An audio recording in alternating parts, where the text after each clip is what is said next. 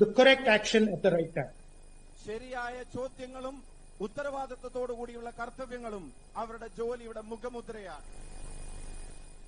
And this to me very well exemplifies the women of Kerala. അതുകൊണ്ട് തന്നെ ഇത് മലയാളി വനിതയുടെ കരുത്തിന്റെ ആവിഷ്കരണമെന്ന് ഞാൻ ഉറച്ചു വിശ്വസിക്കുന്നു. A secular fabric, a fabric that treats everybody with love and affection, an undivided fabric. ഈ മലയാളി വനിതകൾ ലോകമെമ്പാടും ഈ പറയുന്ന നാടിന്റെ ഐക്യത്തെ കോർത്തിണക്കുന്നത് പോലെ തന്റെ മുന്നിൽ വരുന്ന ഒരാൾക്ക് സ്നേഹവും കരുതലും ഒരു തരത്തിലുള്ള വിഭാഗീയ ചിന്തകളുമില്ലാതെ നൽകിക്കൊണ്ടേയിരിക്കുകയാണ്. And really this is the central fight in the Kerala election. അതുകൊണ്ട് തന്നെ ഞാൻ ഉറച്ചു വിശ്വസിക്കുന്നു ഈ പോരാട്ടത്തിന്റെ ആകെ തുക എന്ന് പറയുന്നത്, അടിത്തറ എന്ന് പറയുന്നത് ഈ സന്ദേശത്തെ കാക്കലാണ്. Are we going to empower and free the spirit of Kerala?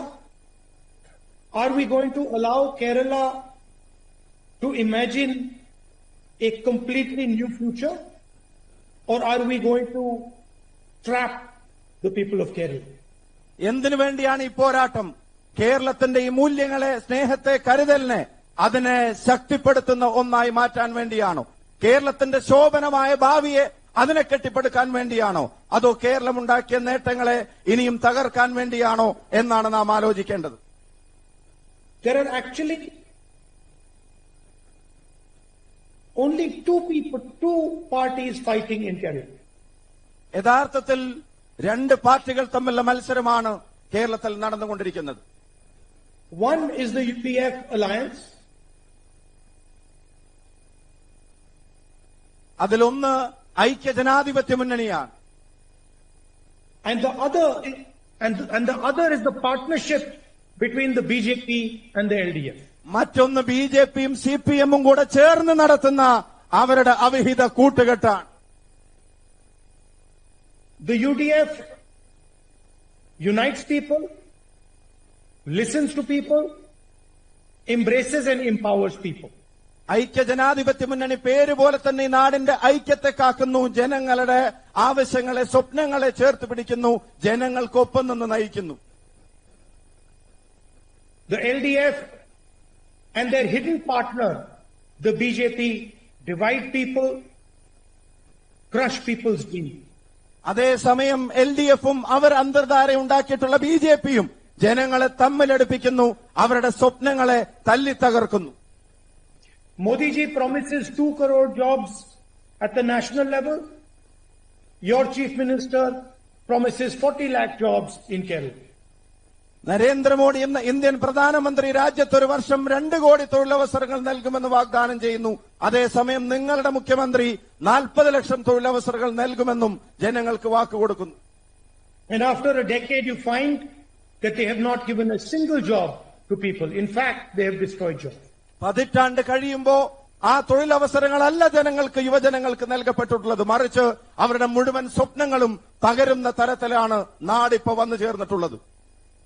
Neither the BJP nor the LDF believe they are answerable to the people of Kerala. ബിജെപിയോ സിപിഎമ്മോ എൽഡിഎഫോ അവര് കേരളത്തിലെ ജനങ്ങളുടെ ചോദ്യങ്ങൾക്ക് ഉത്തരവാദിത്തം പറയാൻ ബാധ്യതയുള്ളവരാണെന്ന് തങ്ങളെപ്പറ്റി ചിന്തിക്കുന്നേയില്ല. They do not believe that the people of Kerala should be able to ask them questions. അവര് ഒരു കാര്യം വിലമതിക്കുന്നില്ല, കേരളത്തിലെ ജനതയ്ക്ക് ഭരണകൂടത്തോട് ചോദ്യങ്ങൾ ചോദിക്കാനുള്ള അവകാശമുണ്ടെന്ന് പോലും വിശ്വസിക്കാത്തവരായി അവർ മാറിയിരിക്കുന്നു. And the policies of the LDF simply cannot be differentiated from the policies of the BJP.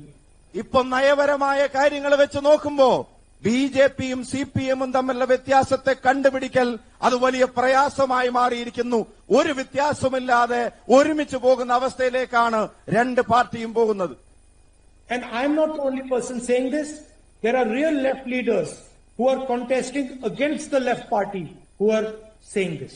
ഇതെന്റെ മാത്രം വാക്കുകളല്ല, അത് തന്നെയല്ലേ ഇത് എന്ന് ഉയർത്തി ചോദ്യങ്ങൾ ഉയർത്തുന്നവരുടെ കൂട്ടത്തിൽ എക്കാലത്തും ഇടതുപക്ഷത്തിനോടൊപ്പം ഉറച്ചു നിൽക്കുന്ന പ്രമുഖരായ നേതാക്കന്മാർ പോലും ഉണ്ട് എന്നുള്ളത് വസ്തുതയാണ്. Opposition leaders who fight the BJP are attacked, cases are put on them, they are interrogated. ബിജെപിയോട് സന്ധി ചെയ്യാതെ പൊരുതുന്ന പ്രതിപക്ഷ നേതാക്കന്മാർക്കെതിരെ ഭരണ സംവിധാനങ്ങൾ മുഴുവൻ ഉപയോഗിക്കുന്ന വേട്ടയാടലുകൾ നമ്മൾ കാണുന്നുണ്ട്. അവർക്കെതിരെ കള്ള കേസുകളെടുത്ത് അവരെ കുടുക്കാൻ ശ്രമിക്കുന്നത് നമ്മൾ കാണുന്നുണ്ട്. I have almost 40 cases against me. എന്റെ മേലിൽ പോലും 40-ലധികം കേസുകൾ, കള്ളക്കേസുകൾ ഇതുപോലെ ബിജെപിയോട് പോരാടുന്നതിന്റെ പേരിൽ രജിസ്റ്റർ ചെയ്യപ്പെട്ടിട്ടുണ്ട്. I have been interrogated 5 days in a row by the Enforcement Directorate. Enforcement director 5 ദിവസം ഇടതടവില്ലാതെ എന്നെ ചോദ്യം ചെയ്യാനെന്ന പേരിൽ വിളിച്ചു വരുത്തിയതും നമുക്കറിയാം.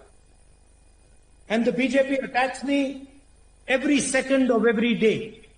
കടന്നുപോകുന്ന ദിവസങ്ങളിലെ ഓരോ നിമിഷവും ബിജെപിയുടെ സകല സംവിധാനങ്ങളും എന്നെ കടന്നാക്രമിക്കാൻ ശ്രമിക്കുന്നതും നിങ്ങൾക്കറിവുള്ള കാര്യമാണ്. I want to ask the people of Kerala, why does the BJP not attack the Chief Minister of Kerala? അതുകൊണ്ട് തന്നെ കേരളത്തിലെ ജനങ്ങളോട് ഞാൻ ചോദിക്കാൻ ആഗ്രഹിക്കുന്നു, സന്ധി ചെയ്യാതെ പൊരുതുന്ന പ്രതിപക്ഷ നേതാക്കന്മാരെ ബിജെപിക്കാർ വേട്ടയാടാൻ ശ്രമിക്കുമ്പോ എന്തുകൊണ്ട് നിങ്ങളുടെ മുഖ്യമന്ത്രിയെ മാത്രം അവർ വെറുതെ വിടുന്നു എന്നുള്ളത് ചിന്തിക്കേണ്ടതാണ്. Why are the corruption cases against the Chief Minister not going anywhere? മുഖ്യമന്ത്രിക്കെതിരായിട്ടുള്ള അഴിമതി കേസുകൾ അതൊന്നും എവിടെയും എത്താത്തതിന്റെ യഥാർത്ഥ കാരണം എന്തായിരിക്കും? This is the best proof of collusion between the BJP and the LDF. ബിജെപിയും സിപിഎമ്മും എൽഡിഎഫും തമ്മിലുണ്ടാക്കിയ എല്ലാ ധാരണകളുടെയും ഏറ്റവും തെളിഞ്ഞ ഉദാഹരണം ഇവർ തമ്മിലുള്ള ഈ ബാന്ധവം തന്നെയാണ്. കേരളത്തിന്റെ മുഖ്യമന്ത്രിയോടുള്ള അവരുടെ സമീപനം തന്നെയാണ്. Both the BJP and the LDF promised jobs to the young people of Kerala. ബിജെപിയും എൽഡിഎഫും ഇവിടുത്തെ യുവതയ്ക്ക് തൊഴിലെന്ന വാഗ്ദാനം നൽകിയവരാണ്. Today, 1 in 3 Kerala youngsters is unemployed. പക്ഷേ കേരളത്തിലെ അഭ്യസ്ത വിദ്യരായ 3-1 ചെറുപ്പക്കാരനും ഇന്ന് തൊഴിലില്ലാതെ പ്രയാസപ്പെടുന്ന സാഹചര്യങ്ങളിലേക്ക് കാര്യങ്ങൾ മാറി മറിഞ്ഞിരിക്കുകയാണ്. There are backdoor appointments available under the LDF. ഈ ഗവൺമെന്റിന്റെ കീഴിൽ ആകെ നടക്കുന്ന നിയമനങ്ങൾ അത് പിൻവാതിൽ നിയമനങ്ങൾ മാത്രമാണ്. If you're close to the LDF leadership, if you know the Chief Minister, there is a red carpet waiting for you. നിങ്ങൾ മുഖ്യമന്ത്രിയോ മന്ത്രിമാരോ സിപിഎമ്മിന്റെ പാർട്ടി നേതാക്കന്മാരുമായി ബന്ധമുള്ളവരാണെങ്കിൽ നിങ്ങളുടെ മുമ്പിൽ ഒരു ചുവപ്പ് പരവതാനി ആ പിൻവാതിലേക്ക് നീട്ടി വിരിച്ചിട്ടുണ്ടാകും. Merit does not matter if you know someone in the LDF. യോഗ്യതയ്ക്ക് യാതൊരു അടിസ്ഥാനവുമില്ല. നിങ്ങൾ മന്ത്രി ബന്ധുക്കളോ പാർട്ടി ബന്ധുക്കളോ ആയാൽ മതി. You can be a PSC rank holder and you will not get an appointment letter. Jobs are sold by the LDF. PSCയുടെ പരീക്ഷ എഴുതി ഉന്നതമായ rank വാങ്ങിയാൽ പോലും നിങ്ങൾക്കൊരു തൊഴിൽ ലഭിക്കുമെന്ന് ഉറപ്പില്ലാത്ത അവസ്ഥയിൽ നിങ്ങളുടെ തൊഴിലുകൾ പാർട്ടി ബന്ധുക്കൾ കവരുന്നത് കേരളത്തിലെ ചെറുപ്പക്കാർ കണ്ടു നിൽക്കേണ്ടി വരുന്നു. And instead of making you number 1 in employment, number 1 in technology, they have made you number 1 in drug cases in India.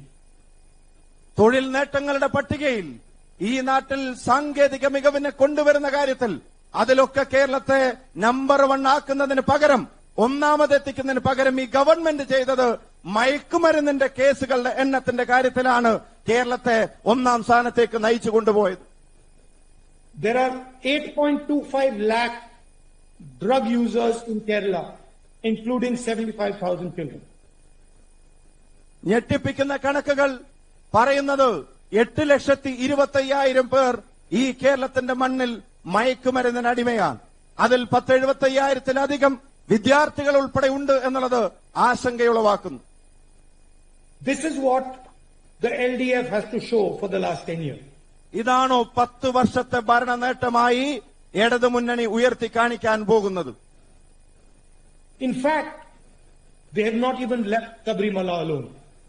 പറയാതിരിക്കാൻ കഴിയില്ല, ശബരിമലയെ പോലും വെറുതെ വിടാത്തവരാണ് Keralam ഭരിച്ചുകൊണ്ടിരിക്കുന്നത്. They have stolen away kilos and kilos of sacred gold, and multiple CPM leaders have been arrested. പരിപാവനമായ Sabarimala അയ്യന്റെ സ്വർണം kilo കണക്കിന് കവർന്നവർ, അതിന്റെ പേരിൽ സിപിഎമ്മിന്റെ ഉന്നതരായ പല നേതാക്കന്മാരും ഇന്ന് തടവറയിൽ കഴിയേണ്ടി വരികയാണ്. How can a government that does not respect Lord Avayappa respect the people of Kerala? ഞാൻ ഒരു കാര്യം ചോദിക്കാൻ ആഗ്രഹിക്കുന്നു. അയ്യനെ ബഹുമാനിക്കാത്തവർ, ശബരിമല ശാസ്താവിനെ ബഹുമാനിക്കാത്തവർ എങ്ങനെയാണ് കേരളത്തിലെ ജനങ്ങളെ ബഹുമാനിക്കാൻ പോകുന്നത്? I spoke in the beginning about the pride of Kerala, Kerala's nurses and its healthcare sector. ഞാൻ എന്റെ പ്രസംഗത്തിന്റെ തുടക്കത്തിൽ കേരളത്തിന്റെ ആത്മാഭിമാനമായ നഴ്സുമാരെ സംബന്ധിച്ചും ആരോഗ്യ മേഖലയെ സംബന്ധിച്ചും പറഞ്ഞു. Hospital infrastructure is crumbling. There are medicine, equipment and staffing shortages. ആശുപത്രികൾ ഇന്ന് നേരിടുന്ന പ്രതിസന്ധികൾ ഗുരുതരമാണ്. മരുന്ന് കിട്ടാനില്ല, ഉപകരണങ്ങൾ തേടി അലയേണ്ടി വരുന്നു, ജീവനക്കാരുടെ ലഭ്യതയും നിങ്ങൾക്കറിയാം വലിയ പ്രതിസന്ധിയിലാകുന്നു. LDF is destroying a healthcare system that was once a global model. ഈ നാടിന്റെ ആരോഗ്യ മേഖലയെ, അതിനെ ഇടതുമുന്നണി തകർക്കുന്ന കാഴ്ചയാണ് കേരളം കണ്ടു നിൽക്കേണ്ടി വരുന്നത്. The UDF has a plan for Kerala. എന്നാൽ ഐക്യ ജനാധിപത്യ മുന്നണിയുടെ മുമ്പിൽ ഈ കേരളത്തിന് വേണ്ടി അതിബൃഹത്തായ ഒരു പദ്ധതി മുമ്പിലുണ്ട്. അത് മറ്റൊന്നുമല്ല, ഇന്ദിരാ ഗ്യാരണ്ടിയാണ്. The first guarantee is free bus tickets in the Kerala bus service. ഒന്നാമത്തെ ഗ്യാരണ്ടിയായി വാക്കായി പറയുന്നു, കേരളത്തിലെ KSRTC ബസ്സുകളിലേറുന്ന ഒരു വനിതയ്ക്കും ഒരു രൂപ പോലും ടിക്കറ്റിന് വേണ്ടി ചെലവഴിക്കേണ്ടി വരില്ല എന്നുള്ളതാണ് ഒന്നാമത്തെ വാക്ക്. All women in Kerala will be able to travel for free on Kerala state bus. കേരളത്തിലെ മുഴുവൻ വനിതകൾക്കും സഹോദരിമാർക്കും KSRTCയിലുള്ള യാത്ര അത് പരിപൂർണമായും സൗജന്യമായിരിക്കും. College-going girls will receive 1,000 rupees a month as financial support. കോളേജുകളിൽ ഉന്നത വിദ്യാഭ്യാസത്തിന് പോകുന്ന നമ്മുടെ വിദ്യാർത്ഥിനികൾ അവർ ഓരോരുത്തരും അവരുടെ അക്കൗണ്ടുകളിലേക്ക് മാസം തോറും 1000 രൂപ അവരുടെ സാമ്പത്തിക ആവശ്യങ്ങൾക്ക് വേണ്ടി നീക്കിവെക്കാൻ UDFന്റെ ഗവൺമെന്റിന് സാധിക്കും. We are going to increase welfare pension to rupees 3,000. ഉറപ്പിച്ച് ഞാൻ പറയുന്നു, ഈ നാട്ടിലെ സാമൂഹ്യക്ഷേമ പെൻഷൻ അത് 3000 രൂപയായി ഐക്യ ജനാധിപത്യ മുന്നണി വർദ്ധിപ്പിക്കും. And we are going to inaugurate the Omen Chandy Health Insurance Scheme with coverage of rupees 25 lakhs per family. മാത്രമല്ല, നമ്മൾ അധികാരത്തിൽ വന്നാൽ പ്രിയങ്കരനായ ഉമ്മൻചാണ്ടിയുടെ പേരിൽ 25 ലക്ഷം രൂപ വരെയുള്ള ചികിത്സയ്ക്ക് സൗജന്യ ഇൻഷുറൻസ് പദ്ധതി കേരളം നടപ്പിലാക്കും.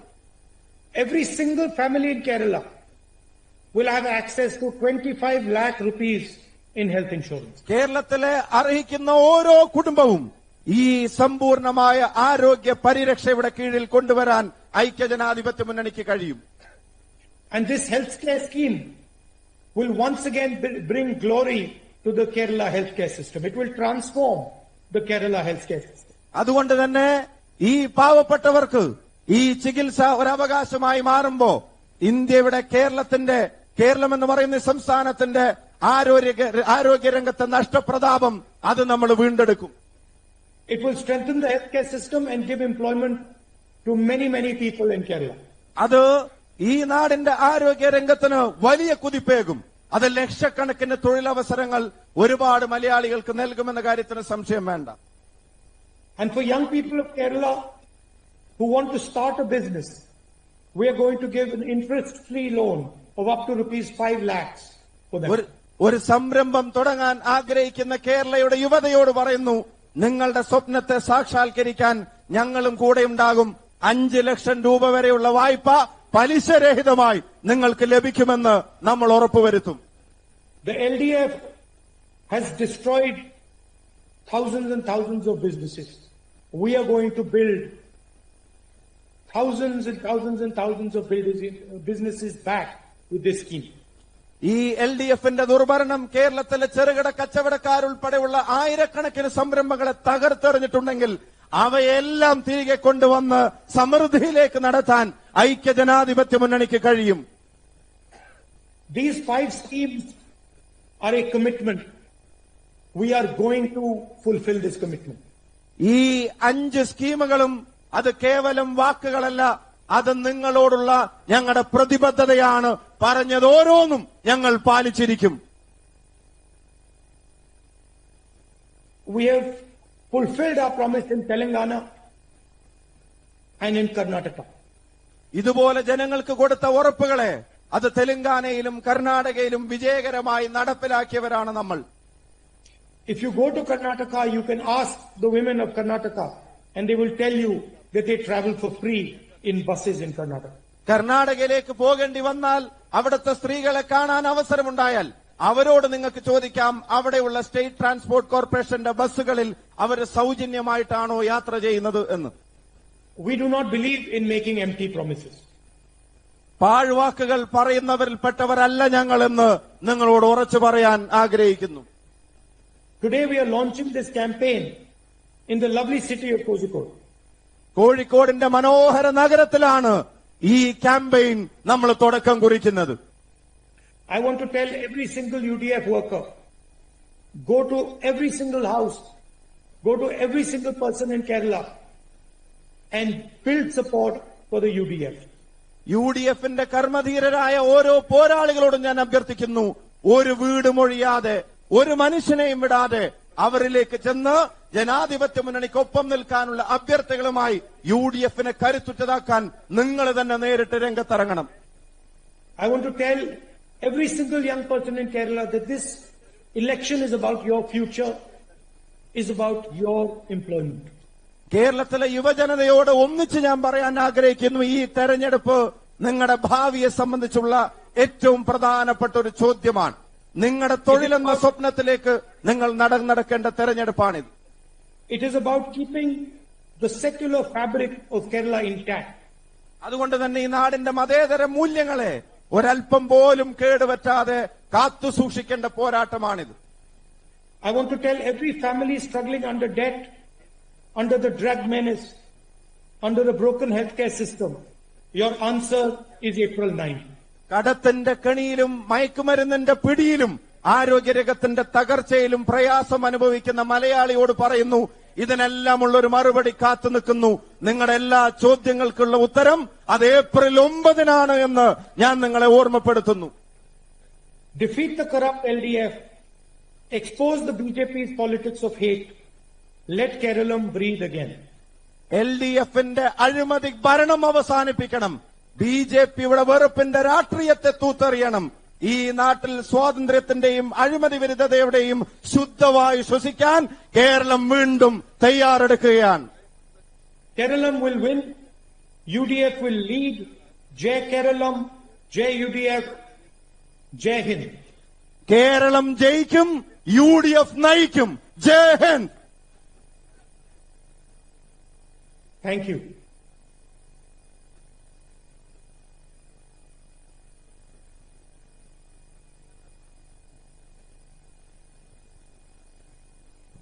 പ്രിയപ്പെട്ടവരെ, ഈ തെരഞ്ഞെടുപ്പിൽ സ്ഥാനാർത്ഥികളെ ആരെയും പരിചയപ്പെടുത്തേണ്ട കാര്യമില്ല.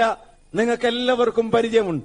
വേദിയിലുള്ള സ്ഥാനാർത്ഥികളെക്കാൾ ഇപ്പൊ രാഹുൽജി പറഞ്ഞ വാക്കുകൾ കേൾക്കുകയാണെങ്കിൽ എനിക്ക് തോന്നുന്നു നമ്മൾ ഓരോരുത്തരുമാണ് ഈ തെരഞ്ഞെടുപ്പിലെ സ്ഥാനാർത്ഥികൾ.